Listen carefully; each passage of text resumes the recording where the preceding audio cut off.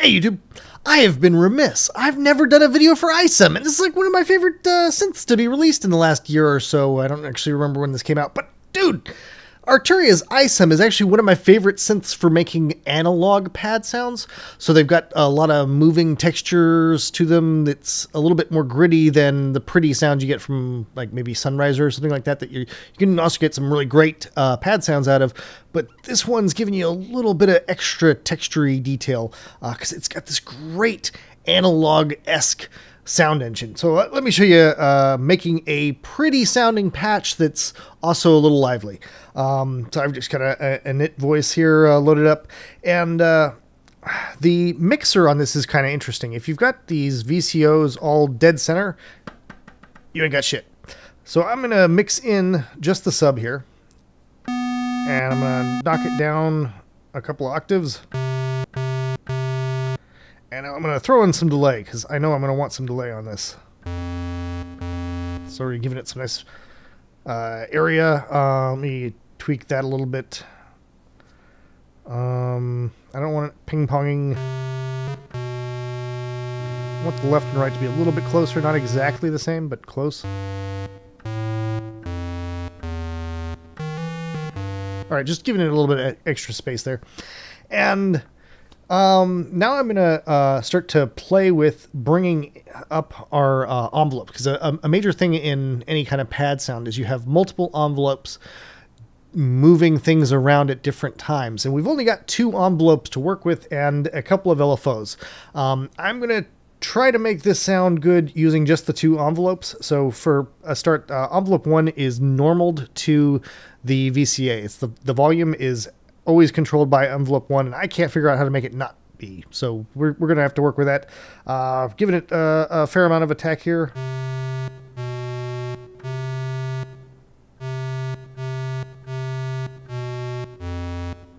Just so it's not a stabby sound. It's kind of a gentle sound that comes creeping up here. But it's not creeping up too slow. What is going to creep up too slow is these other 2 VCOs. So I'm using envelope 2, and I'm maxing out the attack on this. And I'm going to go into the elaborate mod matrix here, where I'm going to tell it to use envelope 2 as a modulation source for the mix on VCO 1. And I want it to mix, remember dead center is nothing. I want it to mix into the saw, which I think is on the right. Yeah. Oh, no, it's on the left. I'm glad I checked. Okay, so I'm going to mix it into the saw. So we're going to hear this come in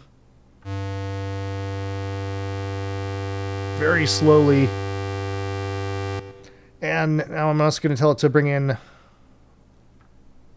VCO 2. Once again, I'm going to give it a saw, but I'm going to change the tuning on that in a bit.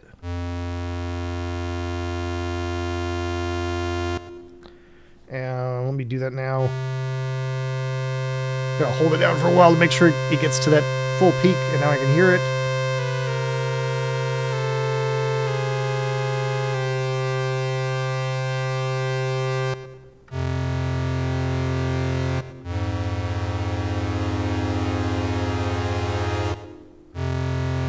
So, you see, if I keep it at a short chord, it barely gets into that attack phase where it's bringing in the second, or the second and third VCOs. So listen to this. I can do this kind of quick chord where it's just the sub, which is a square. And then more dramatic. That really, really love that sound. Like, we're not even playing around with the filter. And you hear how it's going. It's really got a great texture to that. So we're not playing around with the filter or the pulse width, but we can. And there's a unique way of doing that in iSEM here, where you've got this voice programmer thing. Let me turn it on, and you can see it in action here. See how I press a button, this lights up, and then one of these lights up. And I press it again, the second one is going to light up. So it's progressing through whatever the hell I'm programming here. I'm going to actually switch it over into random. So now it's going to randomly jump to whatever I screw around with here. So, you think about what I want to screw around with. I guess a good place to start would be the frequency. So I'm just going to give it a little bit of gentleness for the most part. And then maybe a few that go crazy. A little bit crazier.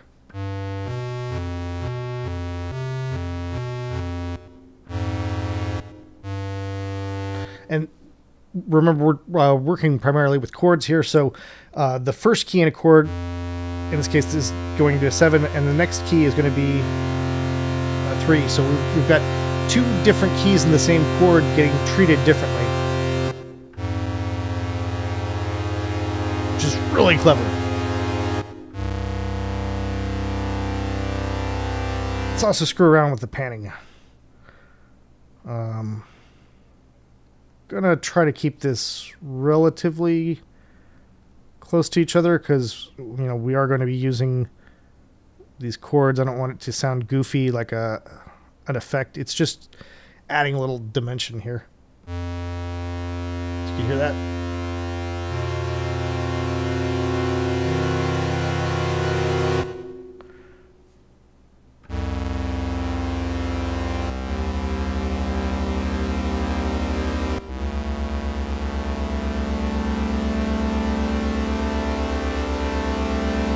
I want to add in another thing for the envelope 2 to control, where it's gonna, because that sub bass growl is just a little bit too growly when we're supposed to be at the peak of the bright and shiny start stuff. So I'm going to find the sub mix here and try to gently pull that down a little bit.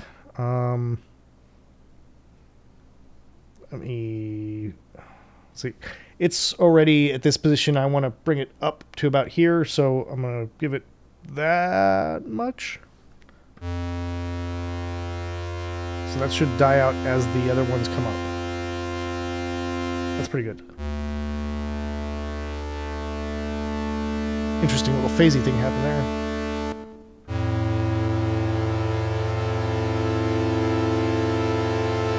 There's a interesting phasey peak as it's doing that sweep between the sub and the main oscillators. Right there.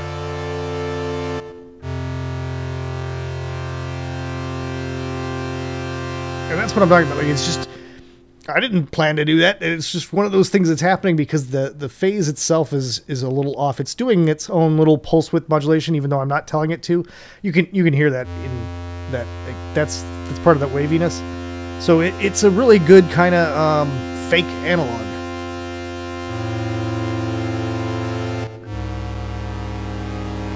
And it's got a kind of a natural epic element to it. Now, I've been at this for like 5 minutes, right? And I've already got this really epic sounding thing. Let me scroll.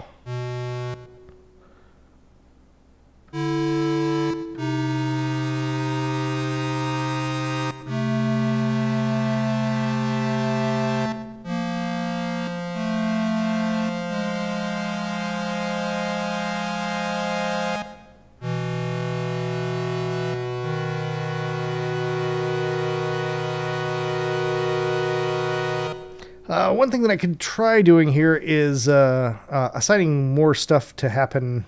Like, I doubt very much I want to play around with the resonance like this, so I'm going to assign the pulse width on 1 and just kind of jiggle this around. I'm not sure if I'm going to be able to hear this, but it's going to be some extra dimensional stuff going on here. Well, yeah, it's going to need multiple keys so you can hear the difference.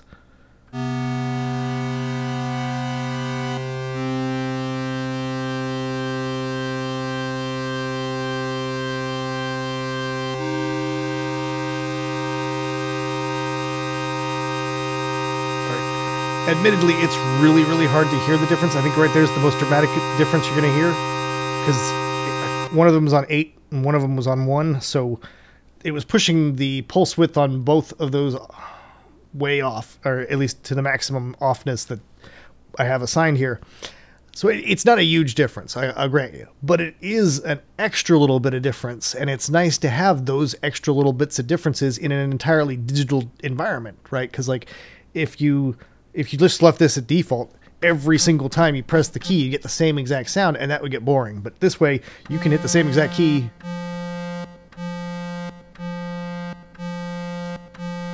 and just about every time, it's something different.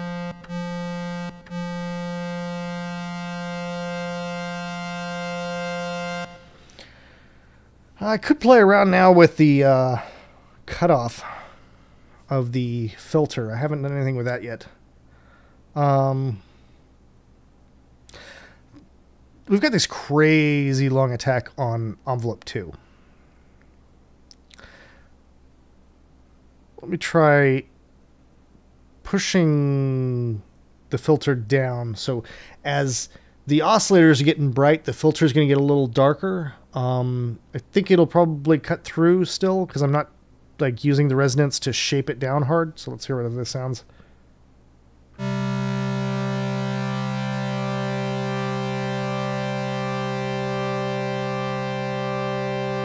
Trying to hold down. You can't see my fingers. I'm holding down these keys. I'm going to try to tweak the modulation to find a spot I like. Could use this hold thing, huh? Oh yeah, that makes life much easier.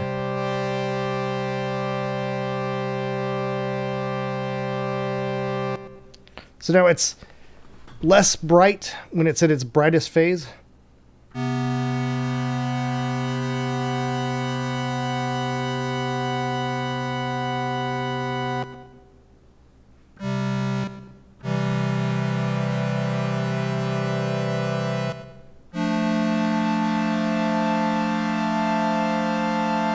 So even major keys are feeling a little dark. That's interesting.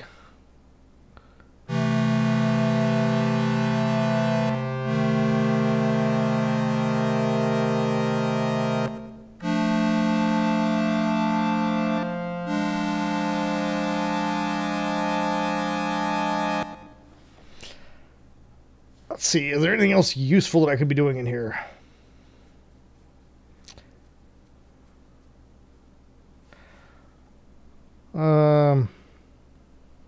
Honestly, I really like the sound of that as it is. I think I'm going to call this done. Now, this is kind of a short video, but I just wanted to show you iSEM. Oh my god, I can't believe it's taking me this long to do a video for it. This was a major oversight on my part, and not a reflection on the quality of iSEM, because this is really one of my favorite synths.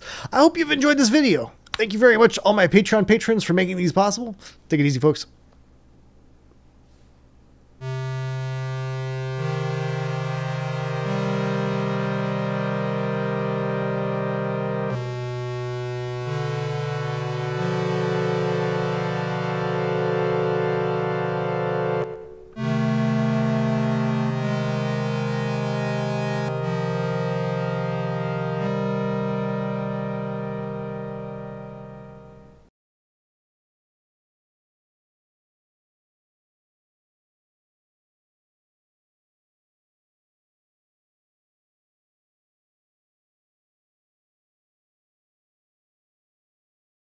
I'm going to do the same thing that I'm doing with the time, where I set it at a level that I want it to wobble around. Let's start off here and we'll tweak it from there. The amplitude, I want it to cycle about half of the maximum volume. And so we'll take our math expression here and set it to x divided by 2 plus half of that is 0.25. So try to remember that. I hate doing math on these videos, but this is a really important one.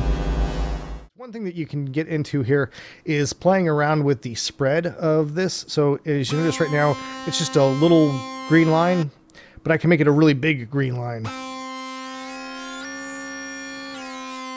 That's where that resynthesis is coming in. it's spreading out the harmonics so that the distance between the partials is greater, and you can control how many partials you have with this. So if I take it all the way down to 1, we're just going to get 1 sine wave.